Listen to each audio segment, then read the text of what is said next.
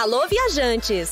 Embarque nos sonhos de viagem, o seu passaporte sonoro para destinos e histórias surpreendentes. Voe alto com a Bancorbras Turismo, sua janela para o mundo.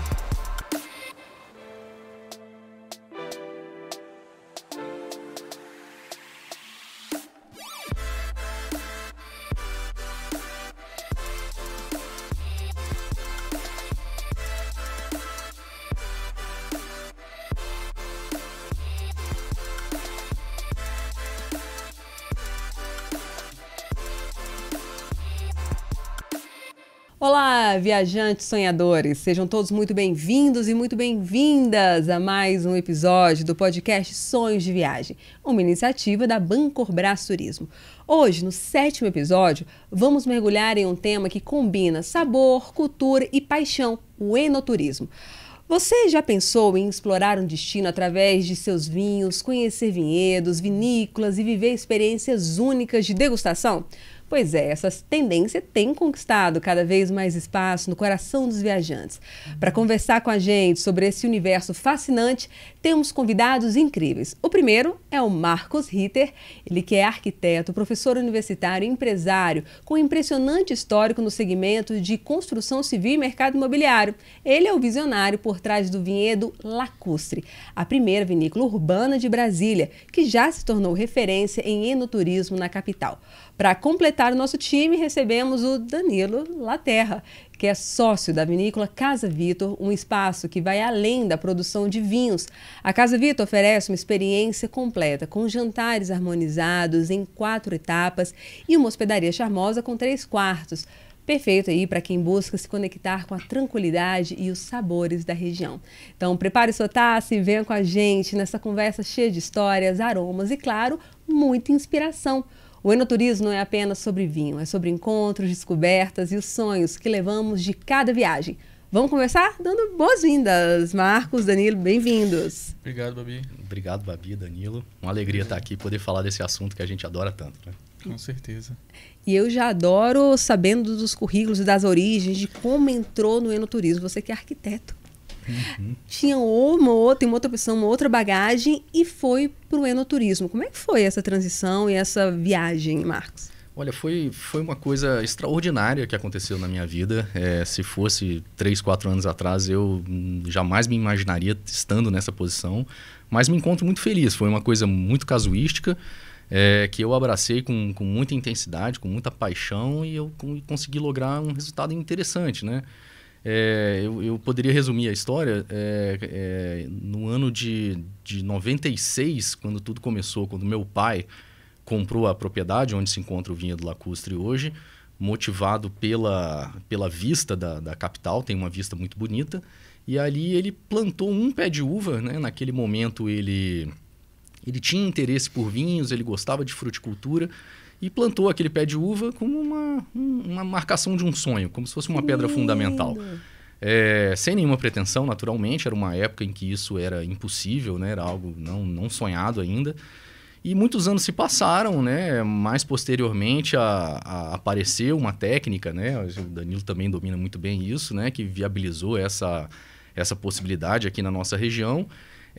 Ele fez o plantio em 2010, né? Então, sim, foi o primeiro vinhedo de uvas viníferas aqui do Distrito Federal, de uma maneira completamente despretensiosa, né? As pessoas até nem acreditavam muito nessa ideia maluca, né? Eu mesmo dei o meu apoio de filho ali, mas também fiquei meio em dúvida, né? Onde que isso poderia levar. E aconteceu, né? Naquela época, a minha missão foi localizar um viveiro de mudas que pudesse fornecer mudas aqui em Brasília, que era algo que não existia, né? Uhum. Então, eu achei um senhor de um viveiro de Farroupilha, na Serra Gaúcha, que topou me mandar de avião.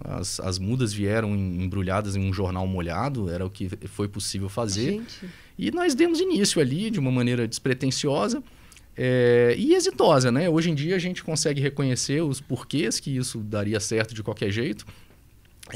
Mas foi uma aventura mesmo, né? Passaram-se 10 anos, de 2010 até 2020, em que ninguém nunca soube que tínhamos um vinhedo de de uvas viníferas aqui em Brasília, né?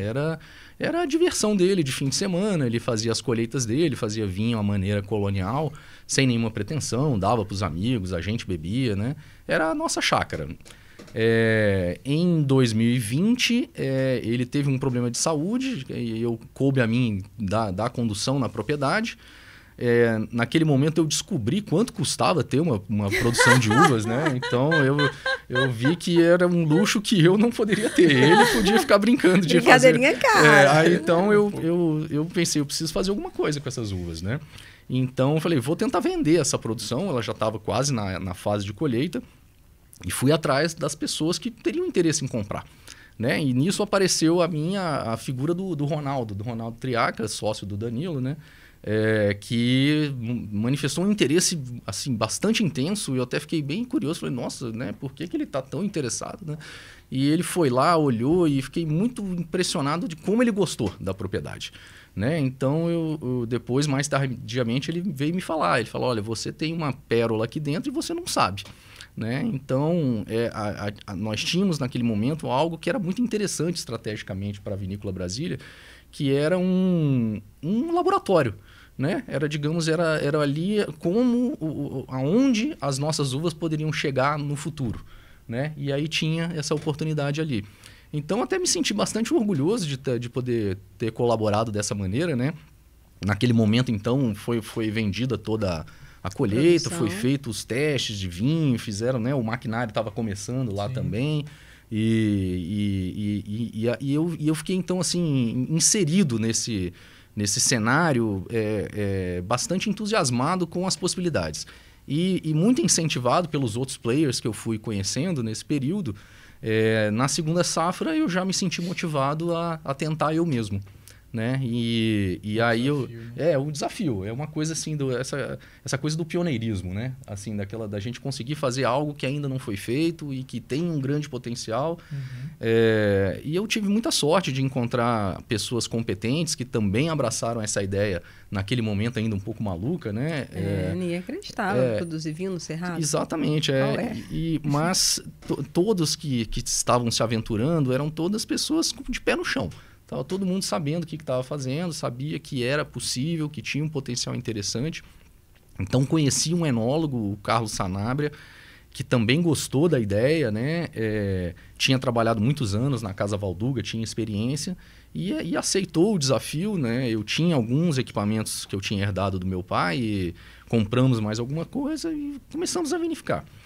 E essa notícia correu, a gente nem falou muito por aí, mas as pessoas simplesmente começaram a aparecer lá na propriedade. Que história é essa que tem uma vinícola no Lago Norte? Né? E então, ao sabor do vento, eu fui seguindo isso, atendendo as pessoas, servindo uma degustação diferente num fim de semana, no outro eu promovi um jantar. E as coisas foram acontecendo de uma maneira incrível e somado a muito trabalho, né? As coisas não acontecem de graça, né? Claro. Muito trabalho, muito empenho, a gente conseguiu esse status assim, de ser uma referência no enoturismo mesmo. Isso é muito legal que você está falando, essa história que já é o gancho para o mote desse episódio hoje, porque assim, vocês não fizeram propaganda massiva, vocês não saíram por aí anunciando toda uma estratégia de marketing para chamar gente, o negócio explodiu, assim, por conta própria, foi boca a boca, e aí as pessoas foram uma mídia espontânea, que a gente chama na comunicação, querendo saber, para mostrar como o enoturismo Brasília e o Brasil como um todo estava cedendo por lugares que conciliassem turismo, uma experiência, um jantar. E vocês fazem muito bem isso, né? Eu queria, assim, se você pudesse explicar um pouquinho, Danilo, o que é essa Casa Vitor e como vocês conseguem também conciliar exatamente isso. Turismo com vinho, não é só uma produção que a pessoa visita, vai lá e só bebe, não. As pessoas vão e vivenciam, tem uma experiência ali naquele momento. Sim. Que nem a própria fala do Marcos, eu fico muito lisonjeado, assim, de participar de tudo que o Marcos estava falando, assim, desse pioneirismo que o Marcos contou, do Ronaldo Triaca, de como isso tudo começou. E eu vejo isso acontecendo no nosso dia a dia. Porque eu acho que Brasília precisava de um enoturismo. Brasília precisava ter mais esse polo turístico aqui. E foi por isso que foi muito espontâneo. Então, eu acredito que até hoje a gente, claro, intensifica a nossa parte para as pessoas nos conhecerem cada vez mais, mas ainda a gente recebe muita gente. Nossa, eu não imaginava que teria uma vinícola em Brasília. Eu não imaginava que teria uma vinícola no Lago Norte. Então, assim, as pessoas ainda não nos conhecem, mas está indo muito espontâneo, muito de boca a boca, porque são pessoas que querem fazer acontecer e querem entregar propostas diferentes, como o Jantar Harmonizado, né? O Jantar Harmonizado, a gente abre as portas da nossa casa, literalmente mesmo, porque é uma casa familiar. E é onde a gente proporciona para os visitantes a harmonização do vinho com boas comidas. A família dos fundadores da Casa Vitor, que é meu tio, Carlos Vitor e Marina Malheiros, são de origens mineiras. Então, a gente tudo envolve essa origem mineira. E os pratos são de origem mineira. Então, tudo que tem o ar na Casa Vitor tem essa origem. E esse jantar em 4 etapas, na verdade, é uma experiência. O jantar é um pequeno pedaço dele. A gente chega na propriedade às 16 horas e o término é às 21, às 22 horas. Olha. Então a gente passa um longo tempo explicando para as pessoas e mostrando a viticultura no Distrito Federal. A gente gosta mais de falar que é uma experiência, né? Que a gente está oferecendo para essas pessoas conhecerem. O que é a uva? Né? Como é que a gente conseguiu plantar videiras e que Brasília, o Cerrado, se desse tão bem? O que é a técnica de dupla poda? Né? Como que o Marcos começou nisso lá no passado? Como que o Ronaldo Triaca viu o potencial que a gente poderia ter aqui e dali for formando um grupo de empresários para desenvolver essa parte turística, né, do enoturismo em Brasília? Então, isso foi de pouquinho em pouquinho em pouquinho. E cada propriedade dessa, assim como a Casa Vitor, Lacustre, Ercoara, Vila Triac, entre outros que já estão recebendo, pensam da sua forma de como proporcionar uma experiência diferente para o visitante. Né? Casa Vitor hoje tem um jantar harmonizado, tour com degustação. Marcos? Tem uma série de mirante, coisas lá. Tem piquenique. E a gente recebe muita gente lá. Porque a Casa Vitor, né, fica a 60 quilômetros de Brasília. O Marcos, como fica mais central, a gente recebe muito lá e falou assim, já visitei o Lacustre e cheguei lá e falei, quero visitar os outros agora. Então, o pessoal quer fazer isso, quer fazer as rotas. Então, o Marcos estando centralizado aqui num ponto, é muito bom. Né? Assim como as pessoas que conhecem lá por conta da Vinícola Brasília, que tem uma expressão ali, a gente começa a direcionar e as pessoas ficam muito felizes com isso. Porque muito tempo a gente teve que sair, né? Assim, eu acho que vocês fazendo o benchmark, entendendo como é lá fora, que lugares vocês já visitaram, assim, que tiveram experiências legais, começando por você, que lugares que você já visitou, assim, vamos começar até fora do país, porque o Brasil é novo, por mais que no Sul a gente produzisse, era uma coisa um pouco mais menor, não tinha voltado muito para a experiência, era para suprir uma demanda por vinhos, às vezes até mais baratos. Como é que, assim, você já teve experiência lá fora de visitar? Como é que você viu essa experiência do turista visitando e buscando lugares lá fora porque não tinha aqui dentro? Babi, a minha experiência em si na viticultura e enologia hoje é muito na base do estudo. Viajei pouquíssimo. Visitei pouquíssimas vinícolas. Hoje eu faço, né, graduação de viticultura e enologia para conhecer cada vez mais e vou mais a trabalho do que a passeio. Vai lá com hoje de pesquisa, né?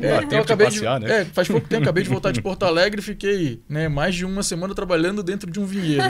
Já tem bastante aqui e fiquei lá trabalhando, conhecendo cada vez mais. E hoje, tem 5 anos, 6 anos que eu estou olhando para isso diretamente, para a viticultura. E hoje eu falo muito, eu preciso sair, eu preciso viajar mais e conhecer mais coisas, porque a gente abre um leque, eu vejo muita coisa no dia a dia, né? Mas ainda não consegui, porque como a gente startou o projeto tudo, então tá tudo muito virou corrido. Pólvora, né? Porque aí o negócio te consome.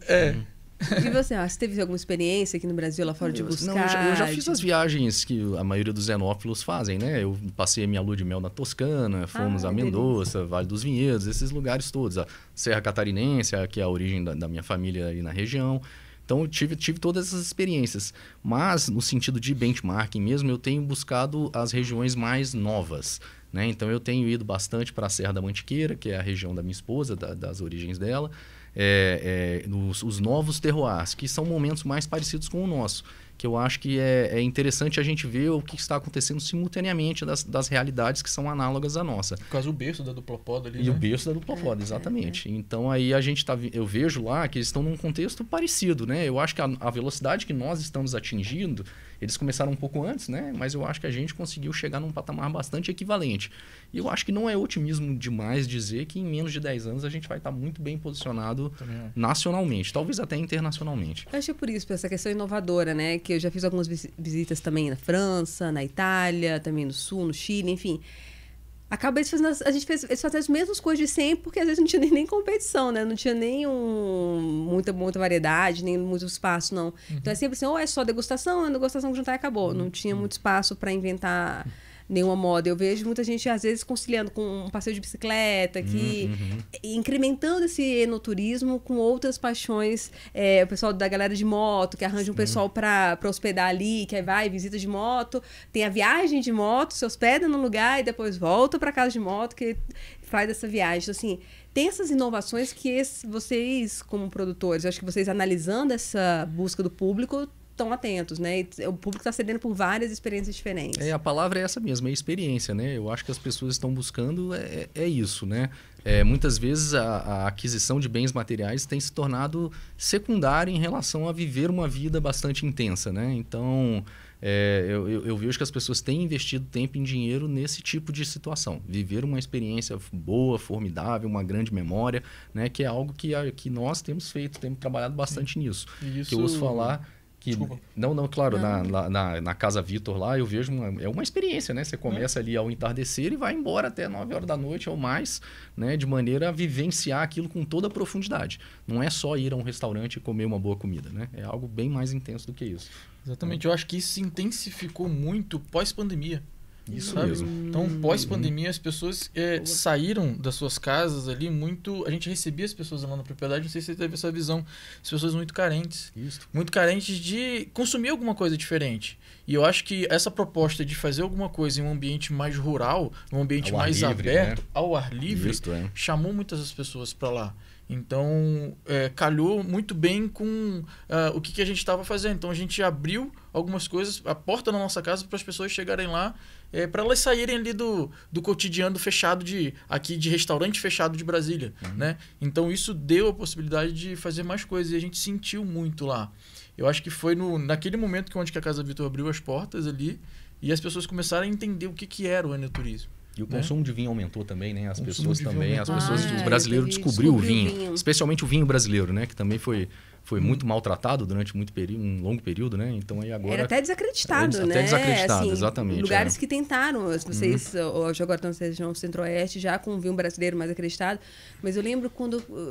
comecei também a beber vinho, e aí falava do vinho da Vale de São Francisco. Aí eu pensava, não, mas vinho jamais, ali não, tinha aqueles vinhos começaram a ter fama, nem o pessoal de fora gostava mais do que a gente aqui, e aí era difícil ter uma coisa de turismo, era difícil até vender o vinho aqui dentro. E Brasília, eu acho que está passando por um fenômeno interessante do orgulho de pertencimento, né? Eu sou brasiliense, né? Normalmente a minha geração, praticamente toda, os pais não nasceram em Brasília, né? Então todo mundo puxava um pouco a sardinha para as origens familiares. Mas agora já existe um sentimento de brasiliensidade, né? As pessoas gostam disso, estão interessadas por coisas locais, e ter um vinho local aqui da cidade causa, assim, realmente muito interesse das pessoas. Então também é um momento interessante nesse sentido. É um momento de materialização, de cristalização desse sentimento de pertencimento do brasiliense. E quando vocês recebendo turista lá, como é que é essa relação também de apresentar o que é esse terroir Brasília para lá, Danilo? Porque a gente estava no episódio número 6 aqui do podcast, inclusive fica o convite para vocês ouvirem, se está assistindo a gente pelo YouTube também, para conferir o episódio 6, está muito legal, que é sobre turismo e gastronomia, vale muito a pena. A gente fala disso, como é que a gente descobre uma região pela comida. E dá para redescobrir uma região pela bebida também, né, Dani? Como é que é essa construção desse turismo para receber essas pessoas também, apresentar o local? Isso. Hoje, o vinho em si vem se destacando muito por duas uvas, né? Que foram as mais plantadas, as que mais se adaptaram, que é a Syrah e Sauvignon Blanc. né? Então, apresentar aqui Brasília tem um solo muito bom para a gente cultivar e as pessoas não imaginam isso. Que o nosso clima daqui é um dos melhores climas do mundo para se cultivar a viticultura, as pessoas não imaginam. Nem acredito, né? Nem acredito, entendeu? Então, a gente conta isso tudo lá para as pessoas. E em um período curto de tempo, a gente vem emplacando vinhos com premiações, com destaques, e em pouco tempo, né? A gente está falando que depois que a gente começou a lançar os vinhos para o mercado, mesmo com força ali, 7, 8 anos, né? Então, isso é tudo muito novo. Então, a gente tenta explicar isso para as pessoas lá e grande maioria ficam admirados. Lá em casa, Marcos, vai muita gente que são os enófilos, os viajantes. Eu acabei de chegar de tal lugar e gostei muito do que vocês estão fazendo aqui, mesmo que a gente não tenha uma cultura disso, né? Eu sou carioca, né? Totalmente fora da casinha. Mesmo que o Rio de Janeiro, lá para Teresópolis, Petrópolis, aquela areal, estão começando com a viticultura também. Eu sou carioca, junto com a minha esposa, que dentro da Casa Vitor, que é brasiliense, mas a gente é tudo uma mistura ali. E hoje a gente vem, de pouquinho em pouquinho, tentando falar sobre o vinho de Brasília, como é feito, apresentando. E essas duas uvas que eu falei no começo se destacam aqui bastante no nosso terroir. Hoje já temos uma variedade gigantesca. Mas... Eu vivi uma experiência interessante, que nós recebemos um evento da Embaixada da França. Então eram só era um encontro dos consulados do Brasil, né? Então eles estavam todos aqui em Brasília e foram fazer um happy hour por lá, né? E eu me vi nessa situação de ter que tratar de vinhos com os franceses, né? Então não foi muito fácil, eu fiquei muito tímido assim no começo, né? Mas eu quebrei o gelo brincando. Falei, olha, nós estamos vivendo agora o que vocês viveram alguns séculos atrás, quando vocês começaram a desenvolver, descobrir a potencialidade das uvas das regiões de vocês. Estamos nessa fase de descoberta e isso acho que encantou eles, né? De poder enxergar acontecendo agora um cenário que viveram no passado e tal. E me surpreendi assim, com a receptividade, né? Então isso é sinal que também o nosso vinho ele tem qualidade, né? A gente tem condição de apresentar para qualquer pessoa. As pessoas são muito receptivas. Eu acho que raramente eu encontro alguma pessoa que fala assim, não, isso aí é um monte de aventureiro querendo fazer algumas coisas. Não, as pessoas são muito receptivas e nos impulsionam cada vez mais a falar, não, gente, tá legal, tá bom, isso aqui tá legal. Se você fizesse só isso aqui, talvez... Sempre muitas dicas aparecem. Legal. E isso aparece muito. Raramente eu encontro alguém que fale assim, não, né? Que desiste, né? Mas normalmente as pessoas aqui, o brasiliense, ele tem esse negócio que o Marcos falou do pertencimento. A Vinícola Brasília, eu vejo as pessoas falando, é nossa, né? E realmente, a Vinícola Brasília é para Brasília. Hoje eu recebi uma mensagem que os vinhos de Brasília estavam no G20, né? Lá com pessoas do mundo inteiro, né? Então, olha que orgulho para a gente estar aqui dentro de um evento desse, colocando nossos vinhos lá. Gente, isso é em pouco tempo. E me tira uma dúvida de vocês, assim, a gente começa... Teve até uma frase muito legal, que é a frase de um livro que a Luciana Barba, nossa convidada do episódio 6, falou assim, paladar não retrocede, não adianta, assim, depois Carlos você comer... Ferreirinha. Perfeito. Quando a gente começa, não adianta, voltar é muito difícil. Assim, quando a gente começa a entrar nesse universo do vinho, entendendo, gostando, pesquisando, sabendo da história, não para mais. E hoje, assim, para o nosso ouvinte que quer saber de festivais, Brasília tem vários festivais, mas tem festivais também no Brasil, despontando como um todo, que chamaram a atenção de vocês lembram de festivais que têm unido isso, assim, além de ser um lugar, é uma comunidade, é um festival reunido através de vinhos, que vocês lembram, que vocês podem compartilhar até para incitar novas listas de desejos de viagens dos ouvintes? Eu acho que da nossa região teve esse de Pirinópolis com jazz, que as pessoas gostam. Wine jazz. E assim, dentro do regionalismo, né? A gente tem focado ainda bastante nisso, né? Então eu acho que esses, assim, os que estão começando, esses que são menores, eu acho que ali você encontra pérolas, encontra histórias interessantes, né? Mas realmente despontou. A gente tem inúmeras possibilidades. São Paulo, Rio, todo lugar, né? Tem as Wine Fair grandes, enormes, assim, de importadoras, né? Eu ainda não pude ir, nem a gente tem dificuldade de se afastar da operação, né? Então ainda não pude ir, mas a gente acompanha por rede social, por leitura, né? Então tem muitas ocasiões. Puxando pro meu lado aqui, né? Expovitz Brasil. Expovitz, foi, né? Claro. Expovitz Brasil esse ano foi um desafio enorme de duas pessoas que são pioneiros aqui do Distrito Federal, que é meu tio Carlos Vitor e o Ronaldo Triaca, se desafiaram a fazer uma feira de viticultura. Eu adoro os dois, são megalomaníacos. Pra que fazer uma feira? Não, vamos fazer fizeram a feira. A primeira edição que foi estrondosa. Fizeram. E a próxima já tem data, né? 19, 20 e 21 de junho ali, bem próximo ali do feriado. Então, e eu tenho certeza que eles vão trazer mais ainda. Tenho certeza que vão vir mais vinícolas, mais rótulos, porque são duas pessoas qualificadas para fazer o negócio acontecer. São duas pessoas ali que tiveram sua qualificação dentro da Agro Brasília, né, como fundadores e coordenadores, presidentes da Agro Brasília, e hoje estão à frente da Expovitz, que é a que hoje me chama mais atenção, que é mais um polo para as pessoas até de fora virem para cá visitar a gente nesse período. Falando em viagem, assim, quando vocês hoje estão recebendo gente, né? Mas nessa visão do turista ouvindo, o que tem que ficar atento na hora? É uma data melhor? Se você quer ver uva, tem que planeja para ir na data tal. Se você tem uma região, tenta ir numa época X ou conciliando com alguma outra coisa tal. Como é que faz um apaixonado por vinhos planejar uma viagem mais interessante voltada para o enoturismo? Começando com o Henrique Marcos. O Brasil ele tem o privilégio de ter 3 modelos de viticultura, né? A gente tem a viticultura tradicional, né? A do sul do Brasil, que acontece a colheita no verão, né?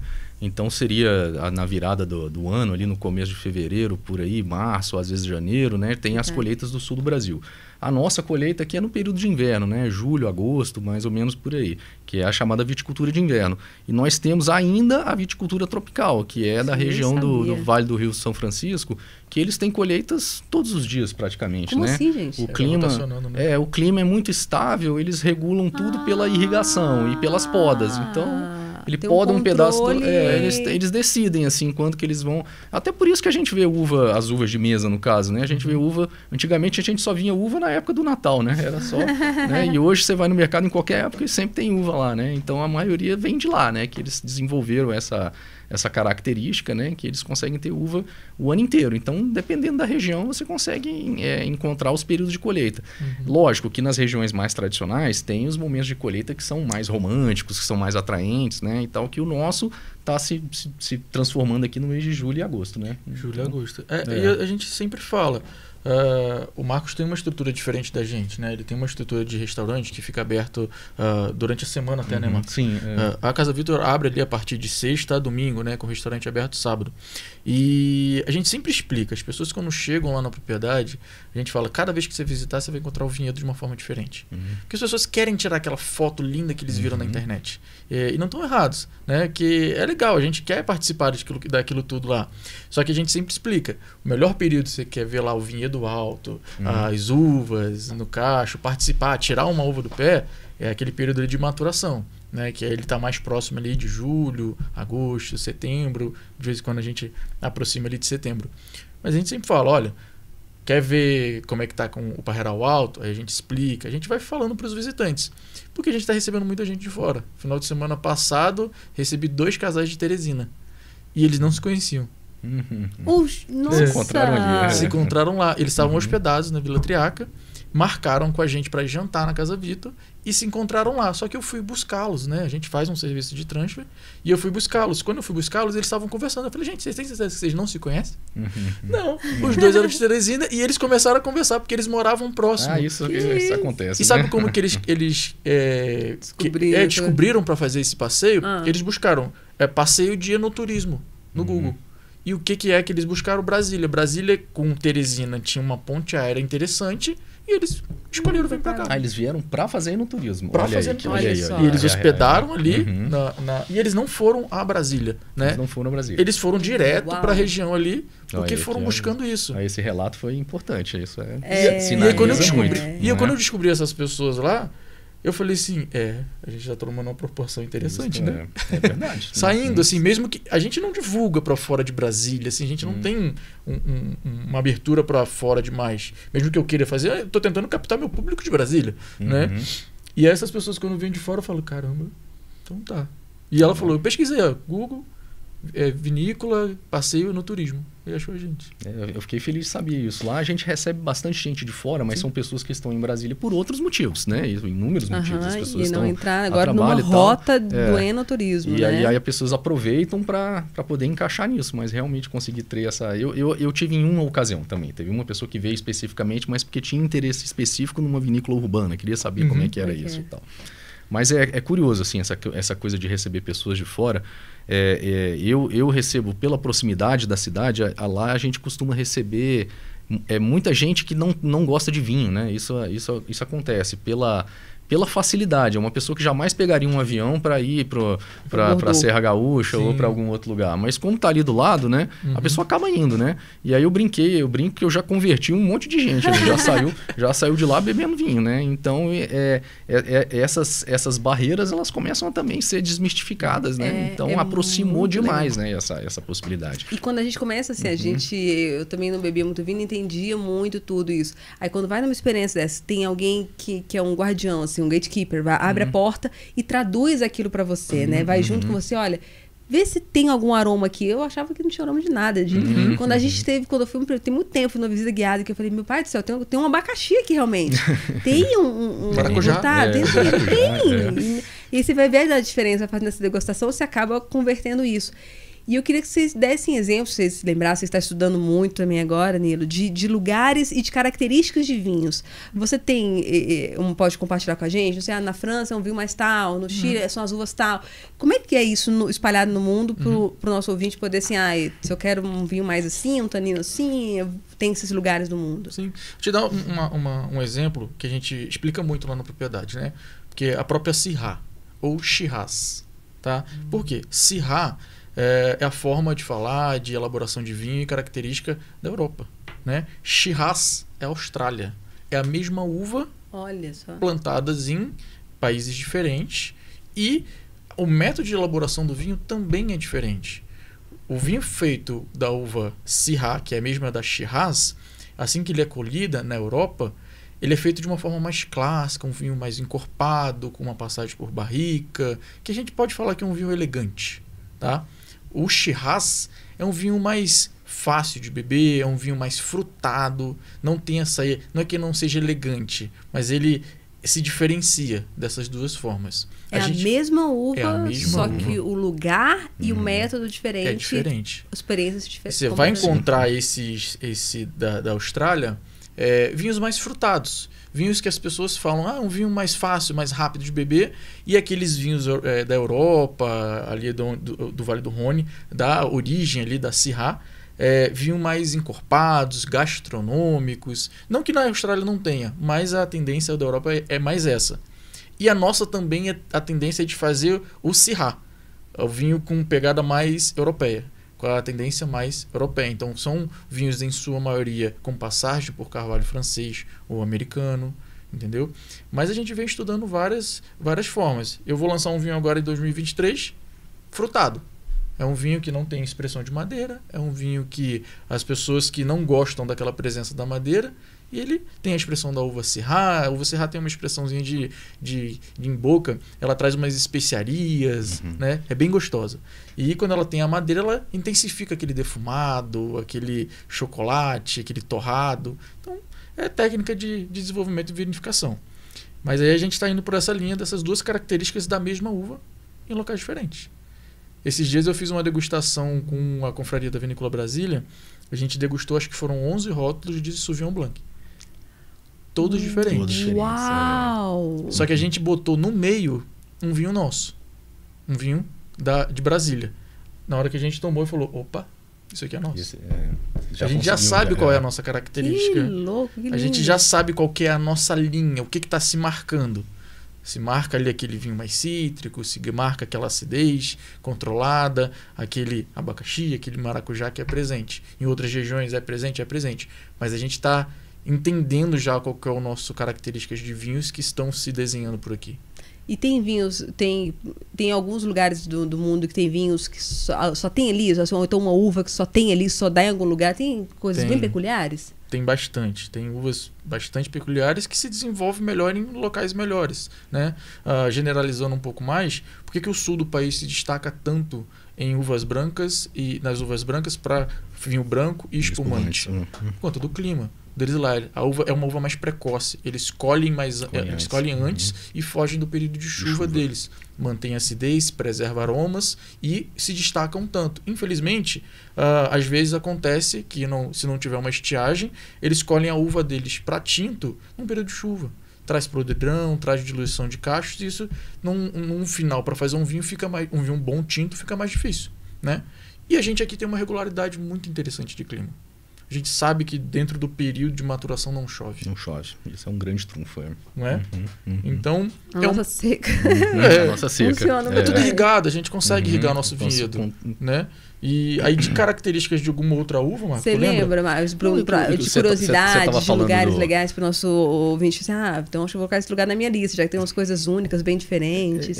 Você estava falando que agora você pretende fazer um vinho mais frutado, né? Eu fiquei feliz de saber isso, que eu enxergo um movimento nesse sentido. Assim. Eu acho que nós, os brasileiros, a gente foi muito educado no paladar mendocino, assim, né? De vinho pancada, com madeira, né? Aquele vinho assim, bastante...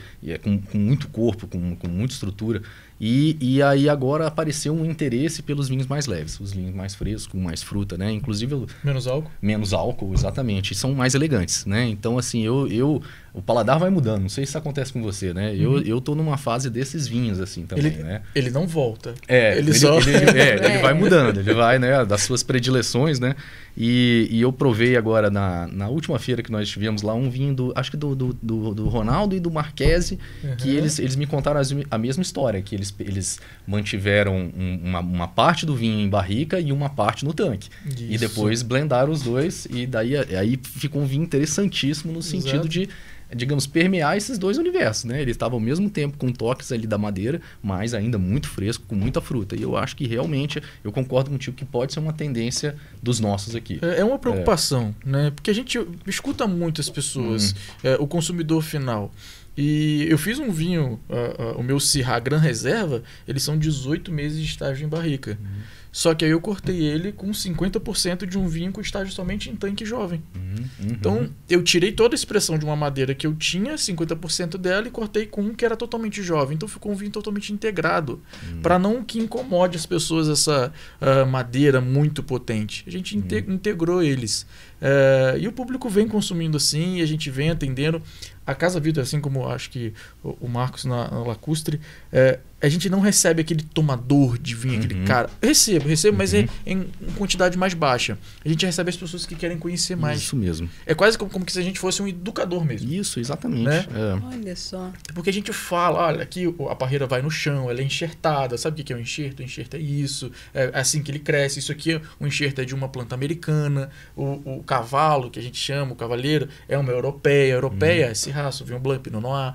Então, a gente vai contando cada uma dessas. Aí ela cresce, o vinhedo é todo irrigado, demora até 2 anos para a gente ter uma primeira colheita, dependendo de cada produtor, né, do que ele quer fazer. Depois da colheita, é vinificado, o tempo de vinificação é tanto tempo.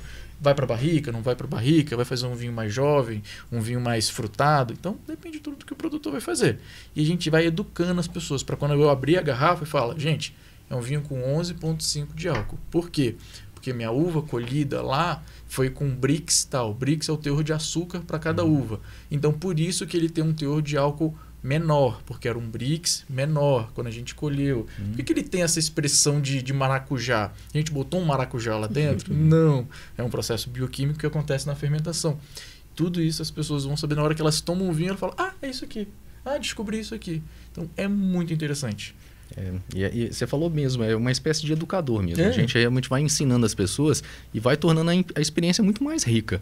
Porque você ir lá numa gôndola de supermercado, escolher um vinho e tomar e simplesmente não consegue perceber todas essas nuances que a gente tem condição de apresentar e com a visão realmente da circunstância. Ele está vendo todo o processo acontecendo ali diante dos olhos e a consequência ali dentro. E com a tutela de uma pessoa experiente que participou do processo.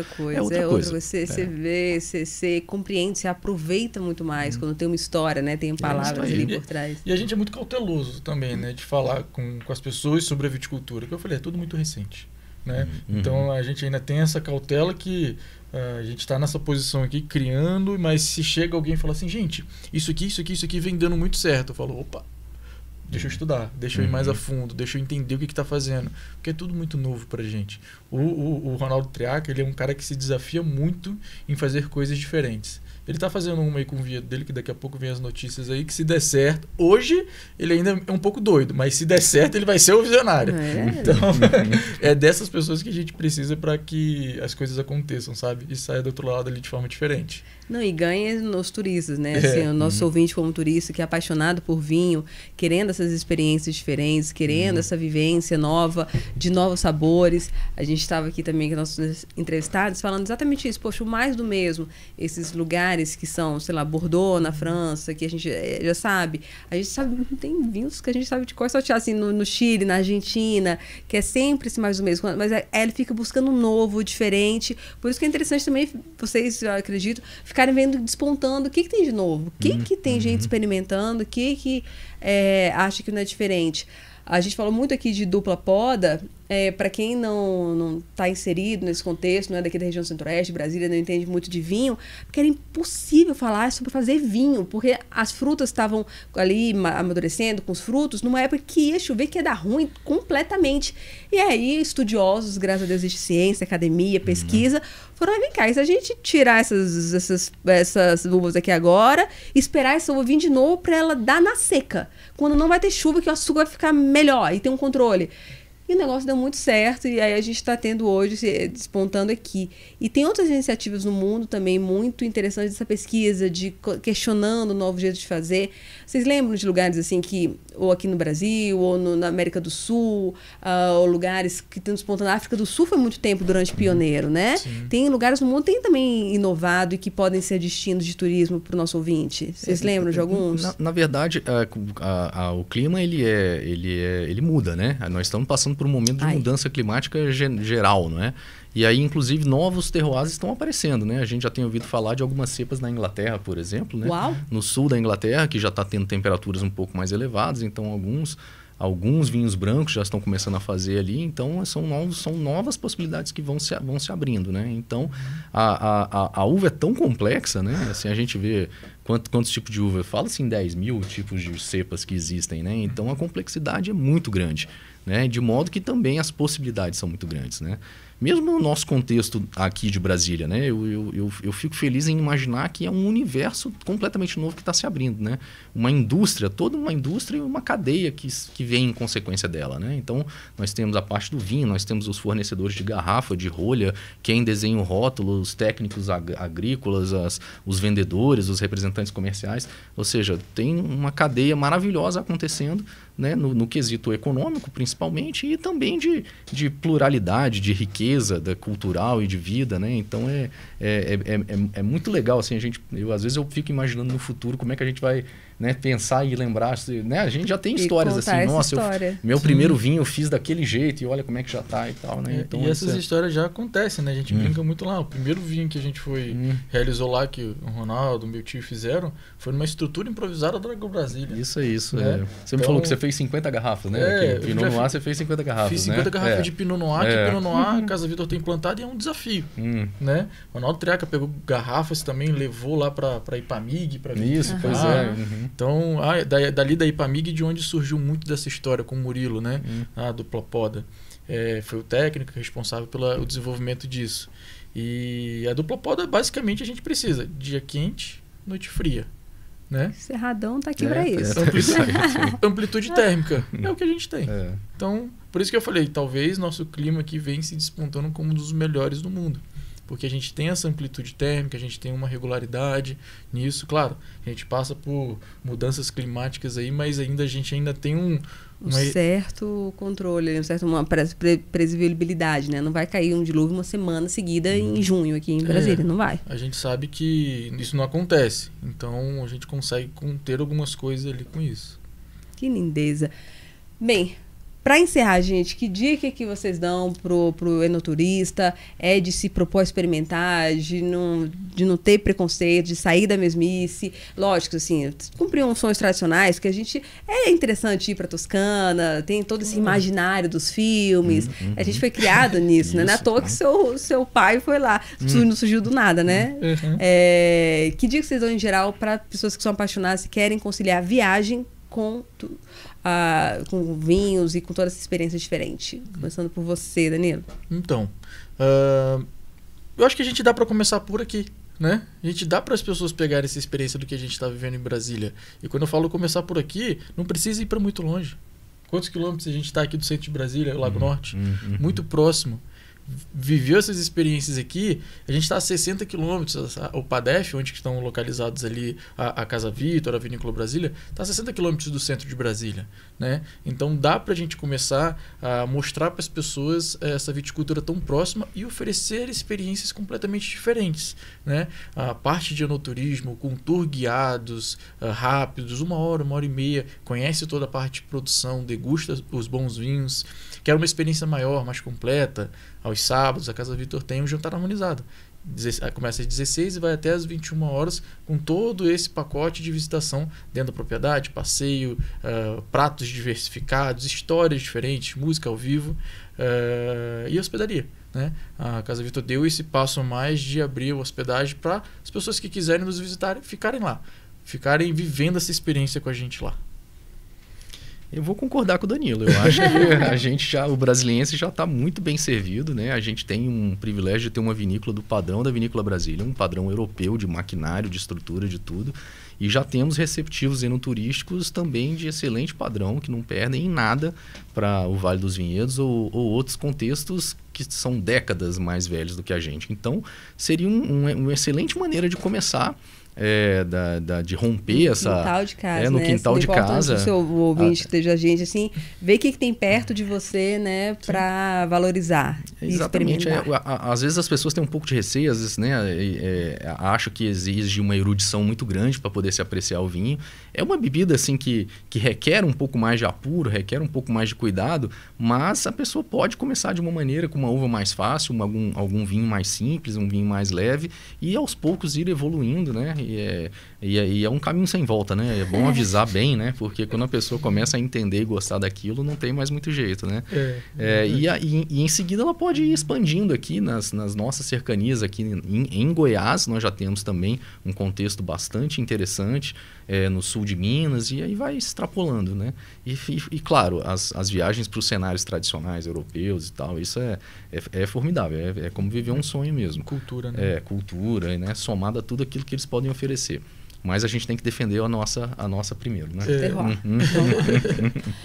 Marcos Ritter, Danilo Laterra, os dois, muito obrigada aí pela explicação sobre toda essa produção de Brasília, sobre novos destinos turísticos voltados exatamente para o vinho, para os apaixonados do vinho e para os não apaixonados para começarem a se apaixonar. Obrigada mesmo pela participação aqui no Sonhos de Viagem. Eu que agradeço, Babi. Foi ótimo, adorei.